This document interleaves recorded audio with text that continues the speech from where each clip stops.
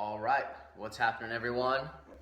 Time for another session of malt reviews. We have another sample from the Master of Malt. They have so many goodies, and we're so curious about so many of them, as you guys know.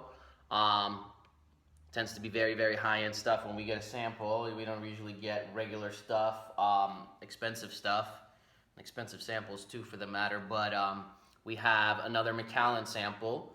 This is a 30-year-old Macallan. It's a 1986 vintage. 30-year-old sherried Macallan, and this one is actually bottled by the Master of Malt. Not like the boutique company one we did. That was for the boutique company. This one is actually the Master of Malt bottling with their name on it. The bottle is currently sold out, but what they do sometimes is they're sold out and all of a sudden you see it kind of come back, and it tends to sell fast, but they seems like they sometimes have a few of these bottlings left. And it's just also a good idea to get to know if certain bottling companies, Master of Malt being a bottler at this point, if they put out some really, really fine stuff, because it makes us really curious for their next one that they're going to release. So this one has a vintage on it, 1986, 30 years old, bottled at 46.5% ABV.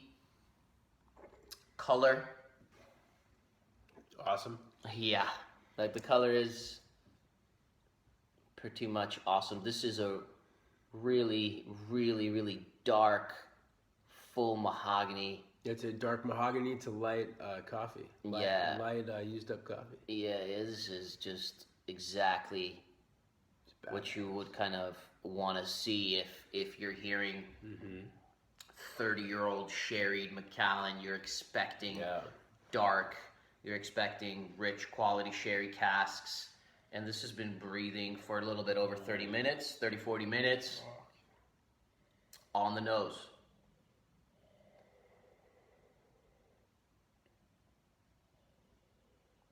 Whew. Wow. Explosion of rich dark fruits, dried fruits. The stuff that you expect is all there, with the figs, raisin, prune, big prune. Yeah. And just rich caramel and chocolate, and it doesn't stop there. It's not standard. It's very gamey as well. It's bacon and ham and heavy brown sugar, and like the colors suggest, espresso and dark chocolate, but the sweetness from the caramels and the fruits, combine it with the bitter dark chocolate, and then the coffee element and the ham and bacon element, makes it a really meaty Macallan. This is awesome. On the nose is spectacular again, and I'm shocked. I'll let Mike say a few words. I was at a tasting last night where I got to try all the Macallans, the 25, the 30 sherry, the Reflection, the number 6, the M. I even got to try the Macallan 65-year-old that's released in a Lalique decanter. And I guess I'll compare this one to the sherried 30-year-old, and at least on the nose, this one blows it out of the water right now. So I'll let Mike take over. I know I said a lot. Yeah, at first I thought it was going to be the typical Macallan sherry, like dried fruits, different kinds of chocolate, toffee, treacle, fudge. But very surprisingly, good surprise, it's that, but it's also the crazy gamey meats and caramelized brown sugar, and like gamey meats like elk tenderloin and all these crazy stuff that you get in various older sherried 60s, 70s legendary bottlings, classics like Samaroli's and stuff. I know the other Macallan 30 that was boutique whiskey company had some of those gamey elements. It's kind of like this. This is a very nice trend. Yeah, and if we're going to compare it to the boutique one, that one almost had like a bajillion sugars and very candied. Sugary. Yeah, I wouldn't Yeah, say more this. Yeah, candied. yeah, this one is not candied in that way. It's very rich and full, and gamey, and a lot of dried, dark fruits, but it's not as sweet and candied, and not as many varieties of like sweet sugars. Yeah, this in one, that I'd aspect. say this is like the elk tenderloin as an entree, as your actual steak version. The other one was like sugarized elk tenderloin as a dessert version of it. Elk tenderloin as a dessert. If it's caramelized enough, yeah. That's what I Sounds was good. getting on the other one. Yeah, it's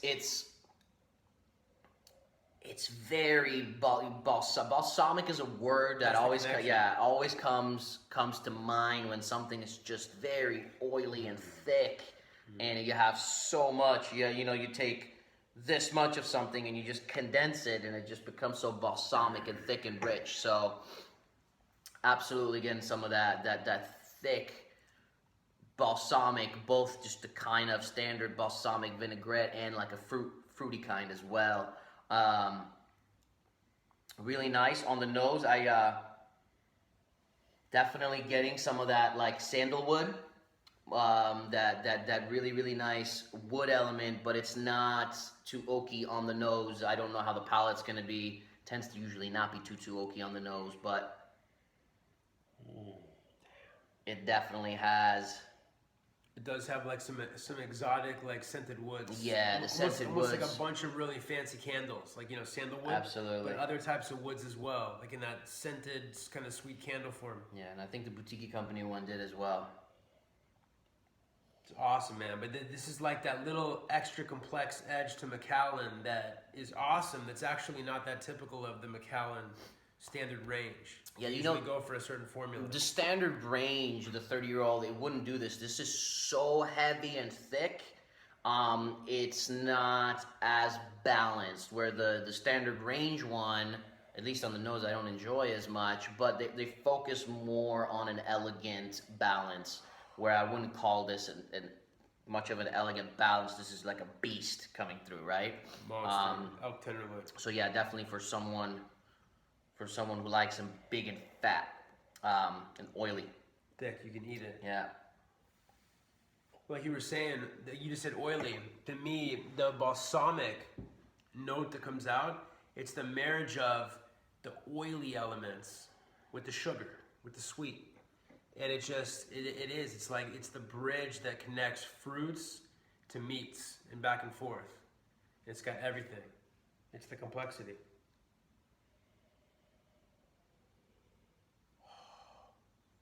Palate?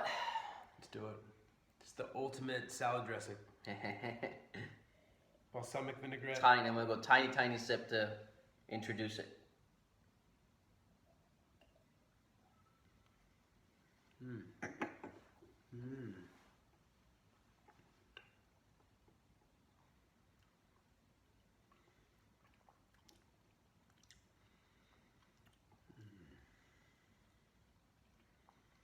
I mean, I took a tiny sip, and Wow. it feels like I took a massive sip just because it coats. Wow. It coats This the is mouth. powerful. Yeah, it coats the mouth all over. It's cloying.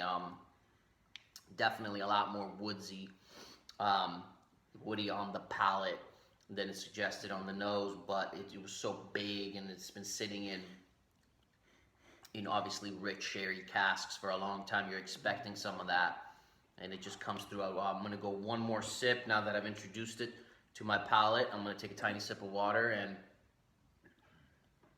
I'm gonna go one more sip. You can talk about it if you're ready, Mike, but I'm gonna go one more bigger sip before I give my tasting notes on the palate. At first impression, way too woody. Way too woody, like eating wood chips. Like I've had Macallans before that, cask strength, usually first fill Macallans before, that are way too woody, that takes away all of the flavors.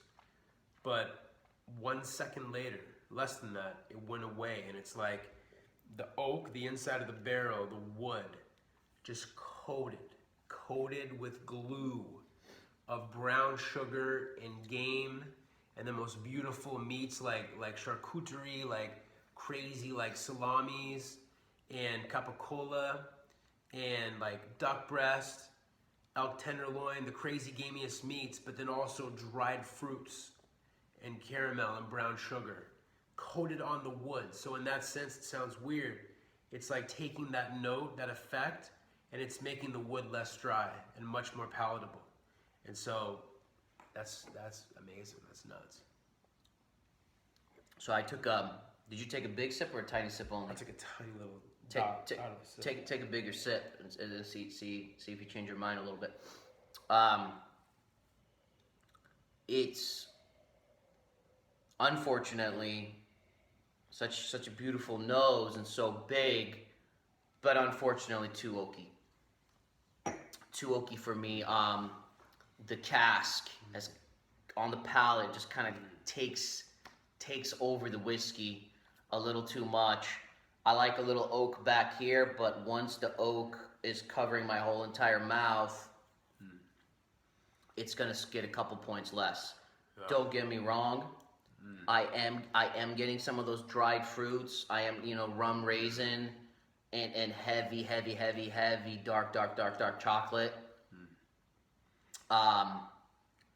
But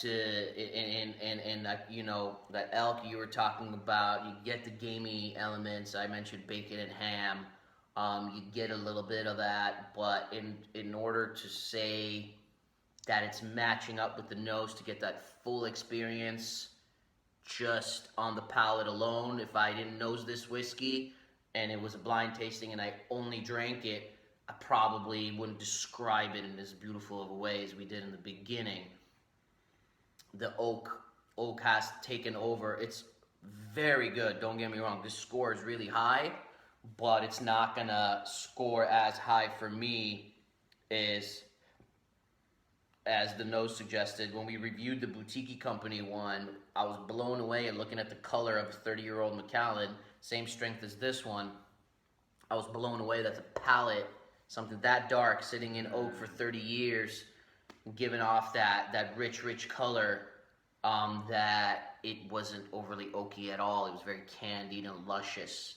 Now, if you like just beast, big, meaty, chocolatey, rich, dried fruit whiskey with a lot of heavy oak, you're gonna love this. You're gonna absolutely love this. I really like it. I actually don't have a huge issue with heavily oaked whiskeys. There are times where I actually enjoy it, just wish this one was a little bit less. It's really approaching that point where it's too much, and it does ease up as time moves on. It does ease up, but overall it's gonna drop just a couple points on my final score because I'm not getting to experience it in the way that I think I should be. It's taken over a little bit. It's dryness. What did you think with the bigger sip? Maybe you're getting something completely different. I don't know. No, I agree and I disagree. I agree Okay. It's super oaky, but I disagree that if I didn't nose it at all, I wouldn't describe the flavors as not the exact same as the nose. Like, it's competing factors. The flavors are just as stupendous, if not more in some ways, than the nose. The flavors are insane on the palate with a second big sip. But it is so friggin' oaky that, again, competing factors, it ends up taking over and it offends. So it's like you have these delicious, amazing, desirable qualities you never want to end, these flavors, like everything we described in the nose. Nougat, crazy rum raisin, dried figs, dried dates, dried prunes, bacon, ham, endless amounts of brown sugar and caramel glaze all over, but all of a sudden, overly drying, oaky wood elements. So it's competing factors, and it does take it. That's why I agree with you. Obviously, it's too oaky. It does take it away, and whether you're being critical or not, if it offends you, if it takes away, you think about it from your drinking experience, you have to take off however many points to do it. But the flavors are ridiculous and perfect and intoxicating in the palate as well. It's just that it's competing with the oak. Nose this with a few drops of water. It really brings up some the fruit elements really come up, as it often happens a lot of times when you add a few drops of water to a whiskey. Kind of becomes a little fruitier, and because this whiskey already has such rich chocolate, That's fun. and the dessert elements are so rich, base. are full in here, so when you add a little water, it doesn't take away too much of that. It's still really there because there's such a high concentration of it, but it brings up the fruit. So I'd say on the nose, it improved even a little, tiny little bit with the addition of 3 drops of water, right? It added this new, stronger, reinforced layer of beautiful, sweet, juicy orchard fruits, like biting into the most amazing apples and plums and pears, on top of the base of everything we described. I'm gonna try it on the palate, and That was brilliant. yeah, sometimes adding water actually makes the whiskey drier. You know, as we've experienced, certain whiskeys, they get drier when you add the water. Whiskeys of this style, but let's see. Every whiskey's a little different. Let's see what this does with water.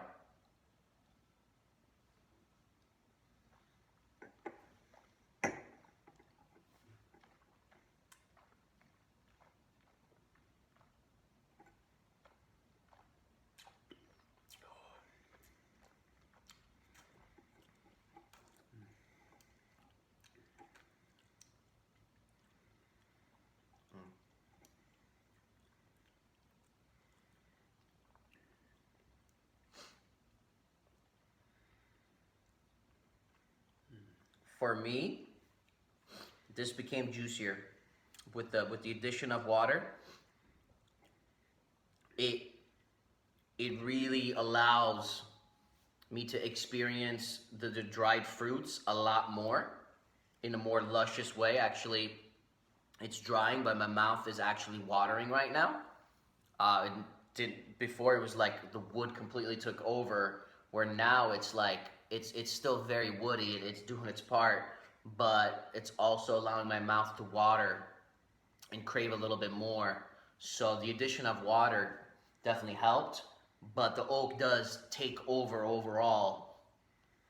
I'm not sure if I'm going to bump it up another point because of the addition of water, but it's possible. It's getting there to the point where the oakiness dropped it a few points, but now I might bring it up another point because it did improve with water. But overall, a very oaky whiskey, really big, bold whiskey. And there are certain times where I really enjoy that big oaky style. Wish it was a little bit less. So Yeah, what do you think? On the nose, like I talked about, that new layer, that new element of super juicy orchard fruits, apples, plums, pears, apricots, peaches, they showed up on the nose, boom, now they're on the palate, and they're juicy as hell. But again, they're competing with this crazy monster that is that crazy, when it first fill, whatever, overly drying oak, and the monster always wins out. So in the end, it is too oaky. It's got amazing qualities, but it's too oaky. It really has a lot of amazing qualities. I know we keep harping on this negative aspect on this whiskey because we want to be picky, and it's very expensive. Whiskey, obviously, I think the full-size bottle for a Macallan 30, actually fair price, but $800-900. Sadly, yes. Yeah, it's considered a fair price these days for a 30-year-old Macallan, since the standard release is about $3,000. It just had such crazy potential, and it's still crazy good. Still nuts. Yeah, if anyone's tried it, let us know what you think. It's giving you some incredible stuff, but it's being taken over by the oakiness. I'm having a hard time scoring this. It's difficult for me to score this. I want to be honest with you guys, because we score every whiskey we try in our reviews. I am going to score it, but the truth is I probably would have to try this on different occasions. I'd want to try this where I haven't eaten anything all day on a completely empty palate. I'd want to try this after like a small dinner. I'd want to try this in a few different occasions to kind of see where I enjoy this whiskey more and how it would change on the palate. But sides of my mouth right now, lingering with dryness, it's going to score down because of that. You go first, man. How would you score it? I'm gonna say this. I'm gonna say take the oak out to 95. But the reality, the oak's in there. With the oak, to 91. It's that good, the core of the flavors, but the oak is that off-putting and that offensive. 91 in the end. For me, if you take the oak out, like he was saying, and assuming the delicious flavors are gonna shine a lot more on the palate, and I let the oak take over, it would be probably a 93 for me, and because of the oak, I'm dropping it a few points, and it's gonna be a 90. And when I was nosing it in the beginning, I was like, this is either a 93 or 94 probably, assuming the palate will come close. But on just this try, on just trying just this half ounce, it's a 90 out of 100. Would I buy the full bottle if it was available?